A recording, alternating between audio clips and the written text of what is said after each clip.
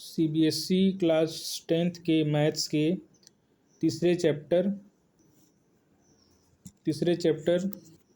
Pair of linear equation in two variables के exercise 3.1 के पहले के सेकंड भाग क्वेश्चन का यहाँ पे हम लोग सॉल्व करेंगे।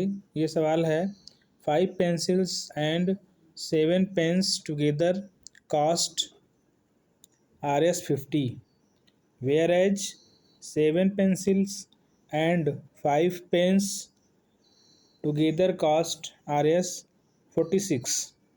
Find the cost of one pencil and that of one pen.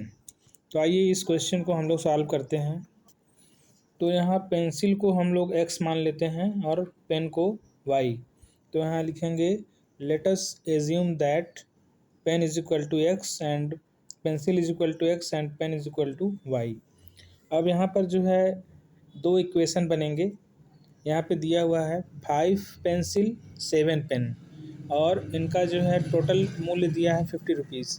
तो यहाँ हम लिख लेते हैं 5x, क्योंकि पेंसिल है 5 तो पेंसिल को हमने x माना है तो 5x प्लस 7y, क्योंकि यहाँ पे 7 पेन दिया हुआ है और पेन को हमने y माना है तो 7y।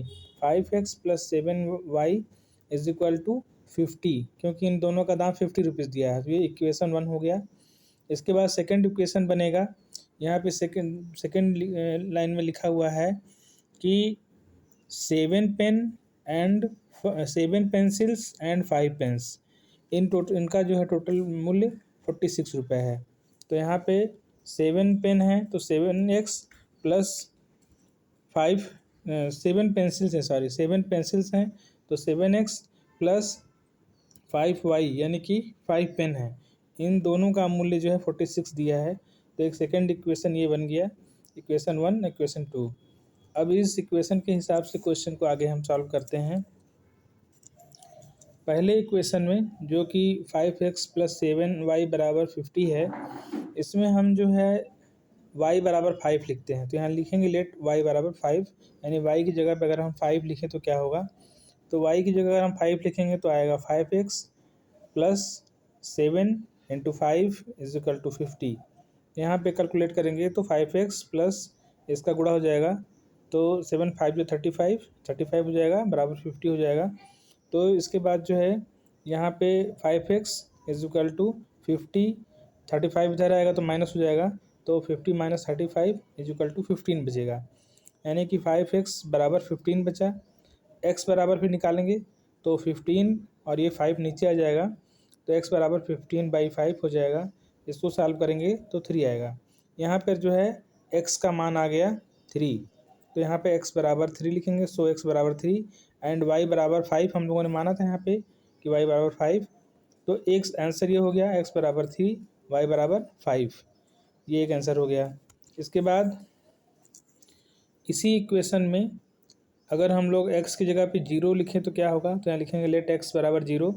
तो यही equation 5x plus 7y is equal to 50 में x के बराबर x की जगह पे 0 लिखें तो 5 कोष्टक में 0 प्लस 7y बराबर 50। तो ये 0 का गुणा हो जाएगा तो 0 हो जाएगा। यहाँ पे बचेगा 7y इज इक्वल टू 50। तो y बराबर होगा 50/7, क्योंकि 7 नीचे आ जाएगा तो इसको भाग देंगे तो आ जाएगा y बराबर 7.14।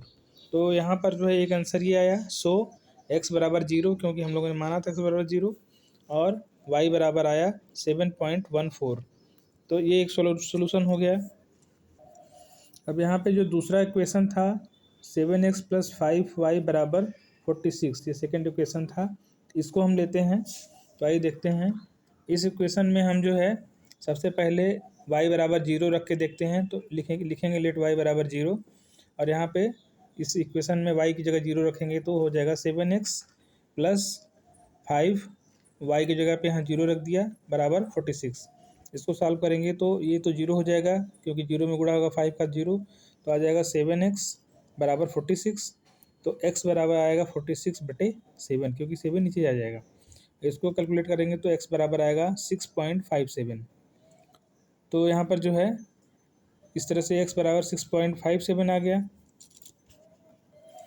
अब इसी इक्वेशन में अगर हम x की जगह पे 3 रखें तो यहाँ लिखेंगे let x is equal to 3। तो आइए x की जगह पे 3 रख के देखते हैं। तो यहाँ पे 7x है, तो x की जगह पे 3 लिखेंगे तो 7 कोष्टक में 3 प्लस 5y बराबर 46। इसको जो है कैलकुलेट करेंगे तो 7 का 3 में मल्टीप्लिकेशन हो जाएगा, तो आ जाएगा 21 प्लस 5y बराबर 46। तो 5y बराबर 46 माइनस 21, क्योंकि ये 21 इधर आएगा तो माइनस हो जाएगा। अब 5y बराबर 46 में से 21 घटाएंगे तो आएगा 25। तो y बराबर 25/5 हो जाएगा, क्योंकि ये 5 नीचे आ जाएगा। तो इसको कैलकुलेट करेंगे तो y बराबर 5 आ जाएगा। तो यहाँ पर जो है x इज इक्वल टू एक जो है आंसर ये भी हुआ। यहाँ पर x बराबर 3 एंड y बराबर 5, क्योंकि यहाँ हम लोगों ने x बराबर 3 माना है और y बराबर 5 आया है, तो एक सोल्यूशन ये भी हुआ। अब इस क्वेश्चन का ग्राफिकल सॉल्यूशन देखते हैं कि ग्राफ से कैसे हम पता करेंगे। तो आइए इसको देखते हैं। तो पहले क्वेश्चन में हम लोगों ने यहाँ पे y बराबर 5 लिखा था, तो आया था x बराबर 3 और y बराबर 5 पहले इक्वेशन का। तो यहाँ पहले इक्वेशन का जो है लिखेंगे x बराबर 3 y बराबर 5, और इसी में जो है जब हम लोगों ने इसी क्वेश्चन में x बराबर 0 माना था, तो उसमें जो है सॉल्व करने पर आया था x बराबर 0 y बराबर 7.14। तो इसको भी लिख लेते हैं, x बराबर 0 और y बराबर 7.14। ये पहले इक्वेशन का हो गया, जो कि इक्वेशन था 5x प्लस 7y बराबर 50। आइए अब दूसरे इक्वेशन का देखते हैं। दूसरा इक्वेशन था हमारा 7x plus 5y is equal to 46।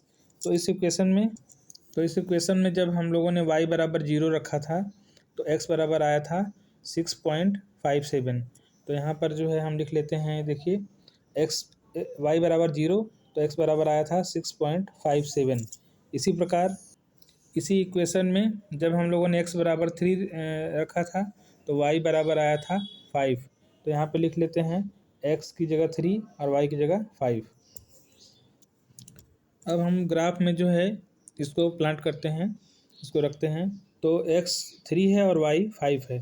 तो यहाँ पर जो है x वाले एक्सिस पे हम लोग 3 और y की जगह 5 ये बिंदु आया।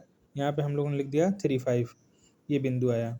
इसी प्रकार जो है x बराबर 0 और y की जगह पे 7.14 है, तो इसको हम ग्राफ में रखते हैं। तो यहाँ पर जो है x की जगह पे 0 है और y की जगह पर जो है 7.14, यहाँ पे जो है हम लोगों ने ये बिंदु आया। तो इन दोनों बिंदुओं को अगर हम मिलाएंगे इस तरह से सीधी रेखा के रूप में यहाँ पे, तो इस तरह से ए बी एक रेखा हम लोग खींचेंगे पहले इक्वेशन का जो है ये।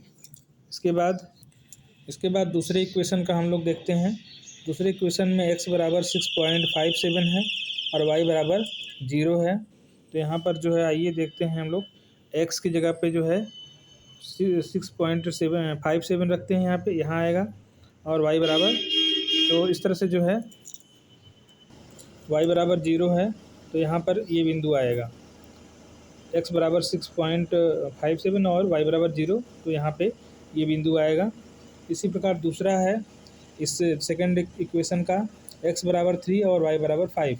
तो यहाँ पर जो है देखते हैं, तो यहाँ पर x की जगह पे x बराबर 3 है, तो यहाँ x एक्सिस पर 3 लाइन गिन देंगे, 1 2 3, और y पे 5 है तो यहाँ पे ये बिंदु आएगा। तो इस बिंदु और इस बिंदु को मिलाएंगे सेकंड इक्वेशन वाले, तो ये लाइन जो है पी क्यू के रूप में हम रेखांकित करेंगे। तो इस तरह से हम देखते हैं कि ए और बी जो लाइन है पहले इक्वेशन वाली और दूसरे इक्वेशन वाली लाइन जो है पी क्यू, ये एक दूसरे को यहाँ पे काटती हैं। तो ये जो है जो स्थान जहाँ पे काट रही हैं दूसरे को, इसको हम देखते हैं क्या है। तो ये एक्स एक्सिस पर 3 है, 1 2 3 3 है, और वाई एक्सिस पर जो है ये कितना आएगा, वाई एक्सिस पे गिनते हैं 1 2 3 4 5, यानी कि x की जगह पे 3 और y की जगह 5 आंसर आया है। तो यहाँ भी जो है इस तरह से भी ग्राफिकल सॉल्यूशन में हम देखते हैं 3 5 आंसर इसका आ रहा है, क्योंकि ये लाइनें दोनों एक दूसरे को 3 5 पे काट रही हैं। इस प्रकार से ये क्वेश्चन सॉल्व हो गया।